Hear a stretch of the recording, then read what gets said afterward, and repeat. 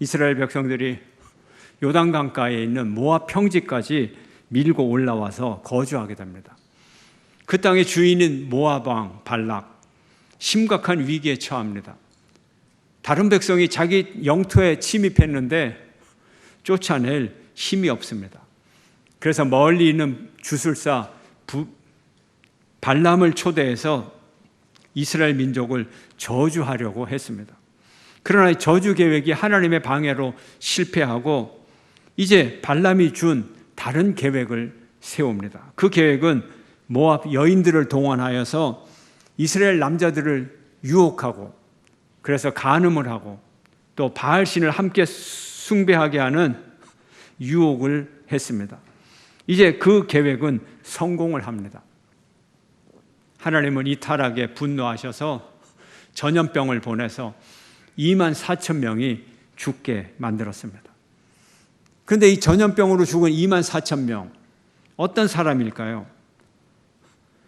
그 나이는 어떤 사람일까요? 출애굽 초기에 인구조사를 해서 20세 이상인 자들은 가나안 땅에 들어가지 못하게 했어요. 이제 40년이 흘렀어요. 그때 20살이 넘은 사람은 이제 60이 넘게 됩니다. 60이 넘은 사람은 가나안 땅에 못 들어가고 광야에 다 죽게 했습니다. 그런데 그 60이 넘은 그 사람들하고 전염병으로 죽은 2만 4천 명하고 어떤 관계가 있을까요? 소위 출애굽 1세대만 광야에서 죽었을까요? 아니죠. 지금 이 2만 4천 명은 그것과는 관계가 없습니다.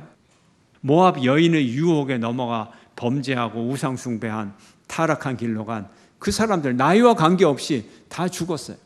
우리가 상식적으로 비율적으로 따져보면 60살 넘은 사람들은 거의 다 죽고 불과 몇 명만 이제 살아서 이 한두 달 안에 그 사람들마저 다 죽고 여호수아와 갈렙만이 60세 이상으로 가나안 땅에 들어가게 될 거예요. 그렇다면 이 2만 4천 명 중에는 대다수가 출애굽 제2세대지 나이 많은 사람은 아닌 것입니다. 제가 왜 이런 질문을 던지나요? 왜 이런 질문을 던질까요? 출애굽 1세대와 출애굽 제2세대가 차이가 무엇인가 하는 거예요. 차이가 있는가 하는 거예요. 그들의 어리석음과 그들의 죄악으로 본다면 1세대나 2세대나 별 차이가 없어요. 별 차이가 없어요. 이들 역시 만나를 하찮은 음식이라고 비하하고 물이 없으면 모세와 아론을 탓하고 애굽으로 돌아가자고 하고 자기들 광야에서 태어나서 애굽을 모르면서도 애굽으로 돌아가자고 하고 1세대와 2세대가 차이가 없습니다. 그렇다면 40년 전에 1세대에게 선포했던 그 하나님의 말씀이 2세대에게 여전히 선포되어야 한다는 거예요. 율법의 설명이 필요하다는 거예요. 율법의 교육이 필요하다는 거예요.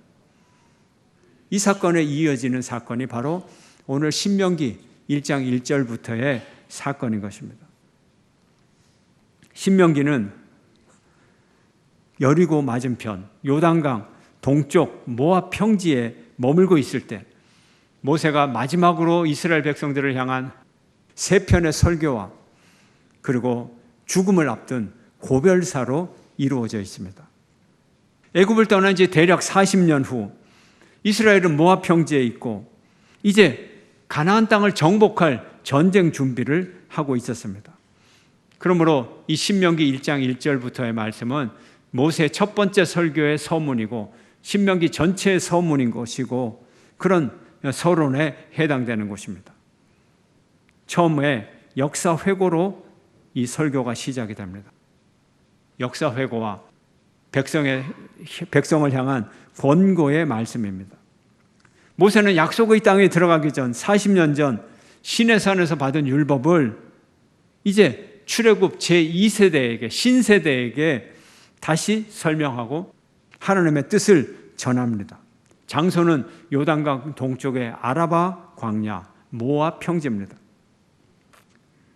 모세 오경의 5번째 책 신명기 그 이름이 라틴어로 볼 때 듀테로노미움 이런 발음을 가지고 있어요. 듀테로노미움.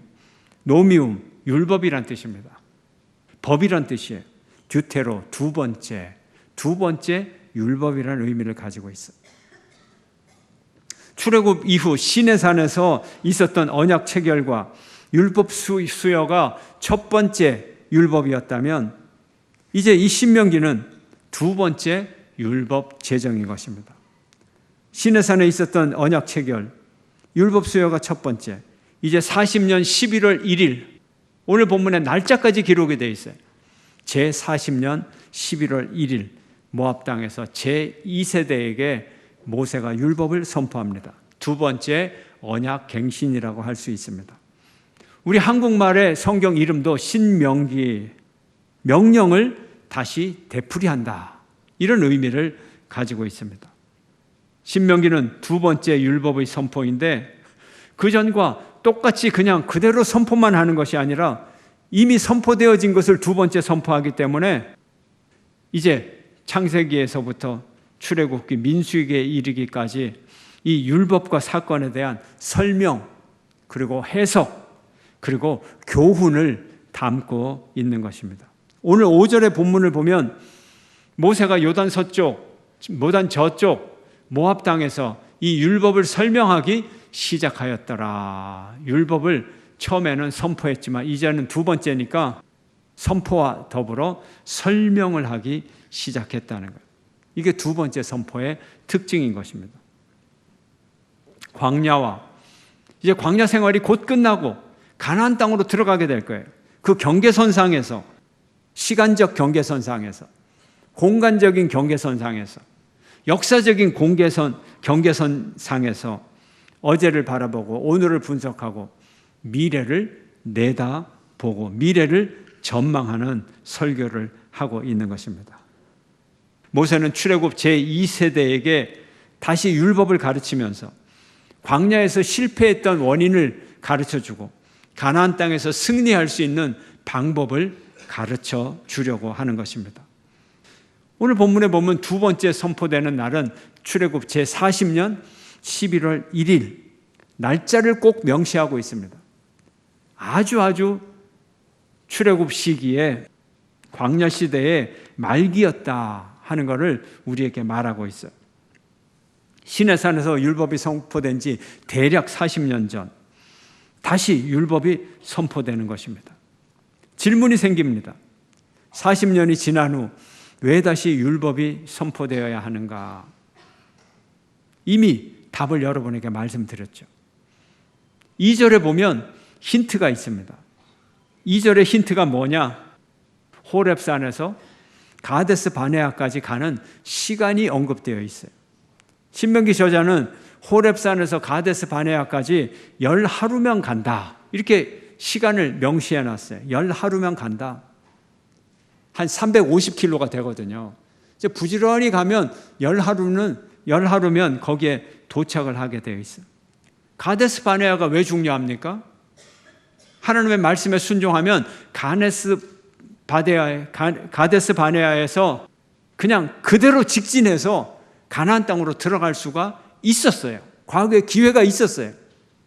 1년 1개월 됐을 때 그곳에 도착했을 때는 원래 하나님의 뜻은 명령에 순종하여 그대로 가나안 땅으로 들어가라, 이것이 하나님의 뜻이었어요. 이스라엘 백성들 그렇게 안 했죠. 그래서 여기에 해답이 숨어 있는 거예요. 가데스 바네아까지 거리와 시간이 의미를 가지고 있는 거예요. 그러면 신명기 저자는 이 11일이라고 하는 시간과 40년이라고 하는 시간을 의도적으로 대조시키고 있는 거예요. 지금 가데스 바네아에도 두 번째로 왔어요. 40년 걸려서 두 번째로 와 있는 거예요. 11일이면 오는 곳을 40년이 걸려서 지금 이곳에 와 있다는 거예요. 그곳에서 12명의 정탐꾼을 파송을 했고 광야 2세대 백성은 불순종으로 말미암아 가나안 백성들을 두려워 떨고 하나님의 진노를 받아 광야에서 40년의 생활을 시작합니다. 이 짧은 거리를 40년 동안 방황한 이유가 뭐라고요? 가나안 땅을 점탐하고 그 결과 두려움에 떠는 불신앙 때문에, 또 하나님의 약속을 신뢰하지 않고 자기들의 판단을 믿고 두려움 속에 빠졌기 때문에 하나님께서 40년 동안을 방황하게 만들었죠. 무엇을 의미합니까? 똑같은 거리인데 믿음을 가지고 하나님을 신뢰하고 약속을 믿고 가는 백성들은 11일 만에 가고, 그리고 곧이어서 가나안 땅을 정복할 수 있는데, 믿음이 없는 백성들은 그곳을, 약속이 없는 백성들은 그곳을 40년 동안에 돌고 돌다가 40년 동안에 또 똑같은 자리에 가고, 그나마 하나님의 계획이 어떻게 될지 모르는 그런 비참한 역사를 걸어가고 있다는 겁니다. 신명기는 광야 1세대는 믿음이 없어서 약속의 땅을 선물로 받지 못했는데, 광야 2세대 너희들도 믿음이 없이 광야에서 영원히 방황을 하겠느냐? 결단을 하라. 지금 그 말씀을 하고 있는 거예요. 그런 잘못을 여전히 반복하고 있을 것인가? 모압 여인들이 유혹할 때 그 유혹에 넘어갈 것인가? 지금 이스라엘 백성들 이 역사적 상황 가운데서 바로 앞에 있는 중요한 두 가지 사건이 있습니다. 직전에 일어난 중요한 두 가지 사건, 그 중에 첫 번째는 아모리 왕 시온과 바산왕 옥과 전쟁을 해서 이긴 사건인 것입니다. 역사적 위기, 시련의 역사를 뚫고 나가려면 언약의 갱신이 필요합니다. 하나님의 말씀, 하나님의 명령을 새롭게 하고 기억을 해야 역사의 태풍을 뚫고 나갈 수가 있습니다. 이스라엘 백성들, 아모리 족속, 바산 족속, 처음부터 전쟁하려고 했던 거 아닙니다. 모세가 사신을 보냈어요. 우리로 하여금 당신들의 길을 통과하게만 하라. 심지어 물값도 우리가 다 내겠다. 생수값 지불할게. 혹시 손버릇 나쁜 사람이 지나가다가 팥뿌리 캐먹고 무뿌리 캐먹으면 그 서리한 값까지 다 지불할게. 그렇게까지도 얘기를 했는데 이 두 왕은 허락을 안 했습니다. 그리고 도리어 무기를 들고 전쟁을 선포했습니다. 전쟁하고 싶어서 한 게 아니에요. 어쩔 수 없이 전쟁을 했는데 하나님이 이기게 해 주신 것입니다. 하나님의 나라를 이 땅에 이루기 위해서 우리는 어쩔 수 없는 전쟁을 해야 할 때가 많아요. 어쩔 수 없는 시련과 고난에 처할 때가 많아요. 하나님이 그 시련에서 이기게 해 주시는 것입니다. 이 전쟁에서 이스라엘 백성들이 이김으로 인해서 백성들은 명성을 얻게 됩니다. 들소떼와 같은 백성, 암사자와 같은 백성, 수사자와 같은 백성, 용맹한 백성으로 소문이 나서 이제 주변의 왕국들이 두려움에 부들부들 떨게 되는 것입니다. 언약의 땅을 선물로 받기 위해서 우리는 첫째 그 약속을 믿고 철저히 신뢰하고 순종하고 나가야 됩니다. 이것이 첫 번째 조건이에요. 두 번째는 피할 수 없는 전쟁이 발생할 때도 용맹스럽게 맞서서 싸워야 하는 것입니다. 두 번째 역사적 상황이 있어요.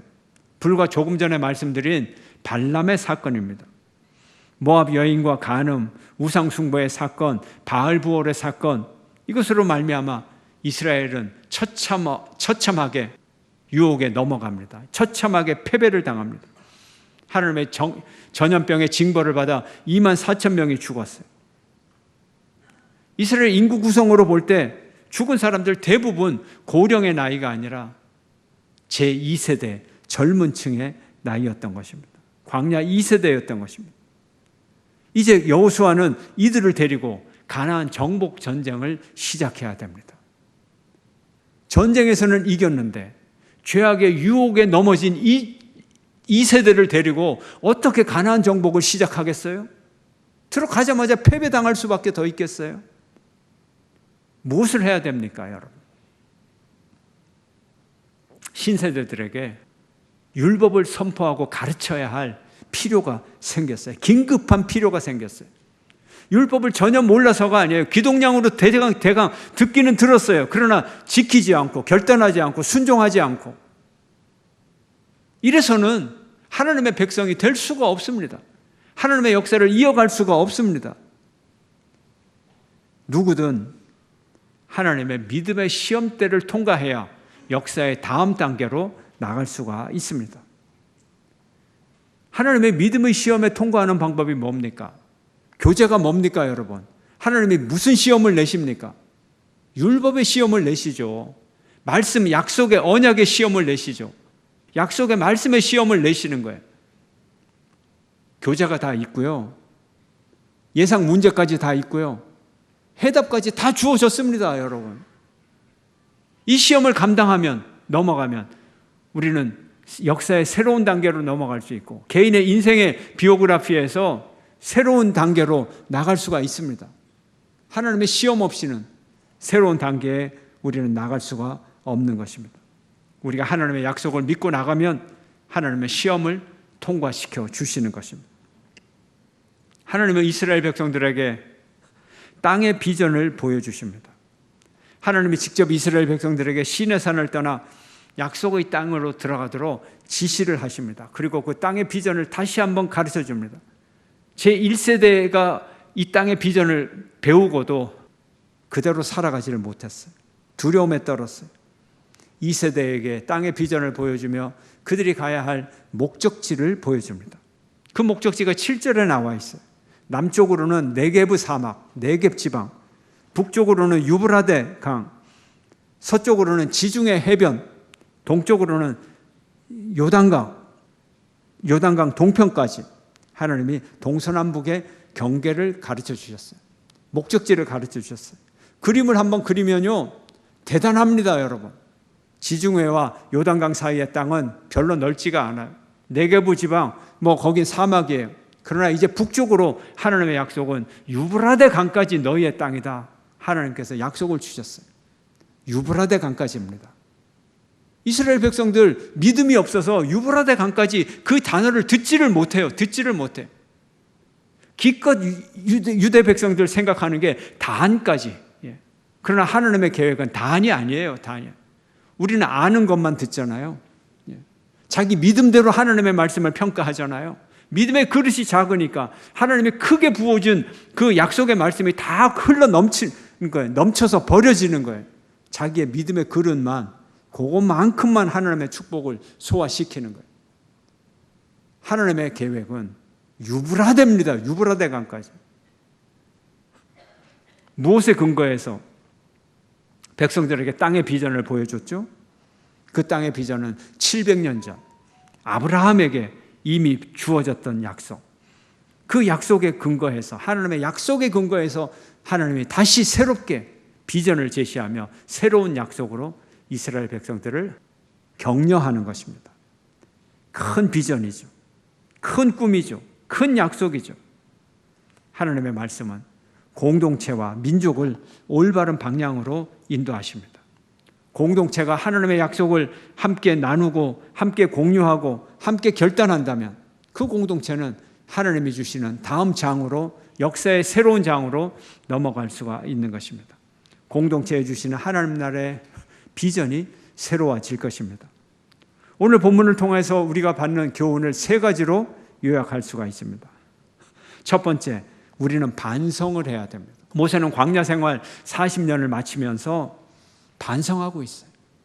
자기의 개인의 삶, 그리고 하나님께서 주신 40년 동안의 역사, 뒤돌아보면서 반성하고 있어요. 반성이 뭐죠? 뒤돌아보는 생각의 능력입니다. 사람에게만 있는 것이 반성입니다. 동물에게는 없어요. 짐승에게는 없어요. 늑대가 배가 고파서 사냥을 했어요. 그리고 배부르게 잘 먹었어요. 이것이 전부이고 이것이 끝입니다. 반성이 없습니다. 본능의 욕구 충족만 따라가면 동물과 같아요. 이스라엘 백성들 물이 없으면 원망하고 난리를 치고 죽게 생겼다 그러고 애굽으로 돌아가자 그러고 우리를 왜 광야에서 죽였느냐 그러고 아무런 반성이 없어요. 믿음은 하나님 앞에서 반성하는 거예요. 두 번째, 평가해야 됩니다. 모세는 평가합니다. 자신의 일생과 사역을 평가합니다. 자신의 사명과 함께 이스라엘 백성들이 이 출애굽 여정을 쭉 평가해서 그 평가를 2세대에게 말해주고 있는 거예요. 1세대는 이렇게 살아왔어. 너희들은 이렇게 살지 말어. 이렇게 말씀을 지켜. 평가합니다. 그리고 마지막 유언을 합니다. 유언은 평생을 살아온 마지막 최고의 진실된 교훈을 담고 있습니다. 모세는 지금 자기의 일평생을 결산하고 있는 거예요. 일평생을 평가하고 유언을 하고 있는 것입니다. 반성과 평가는 지나간 과거를 다시 불러내어서 다시 대화하고 그것으로부터 교훈을 얻는 것입니다. 세 번째는 이런 일들을 우리가 반복하고 기억을 해야 됩니다. 반복을 해야 기억을 합니다, 여러분.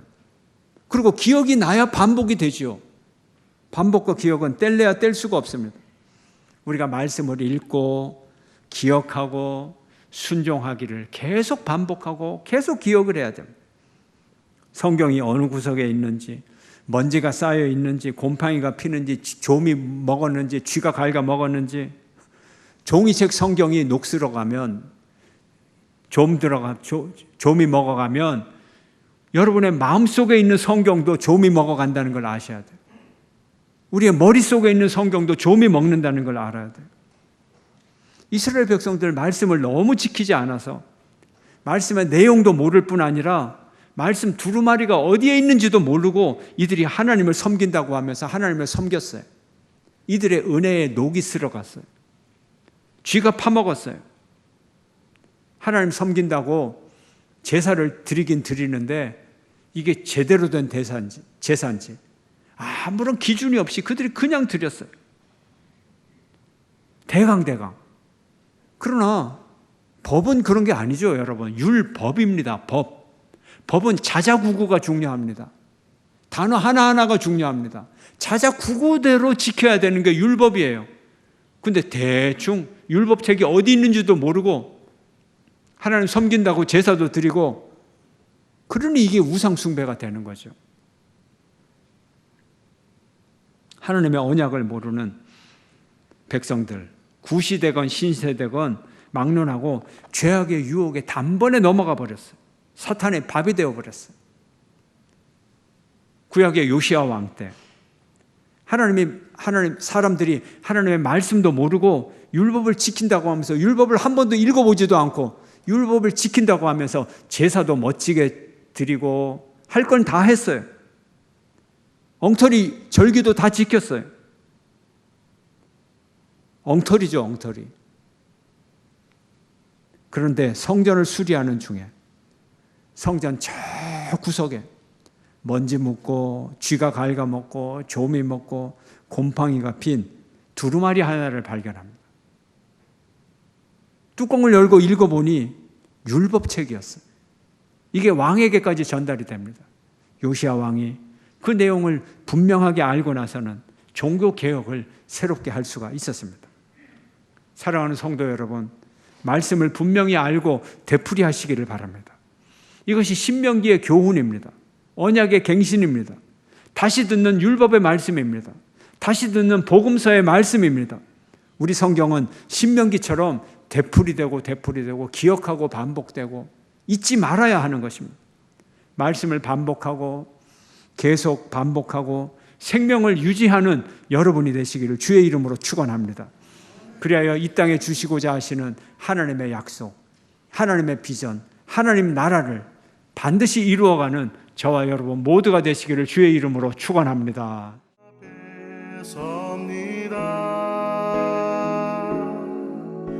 모든 염려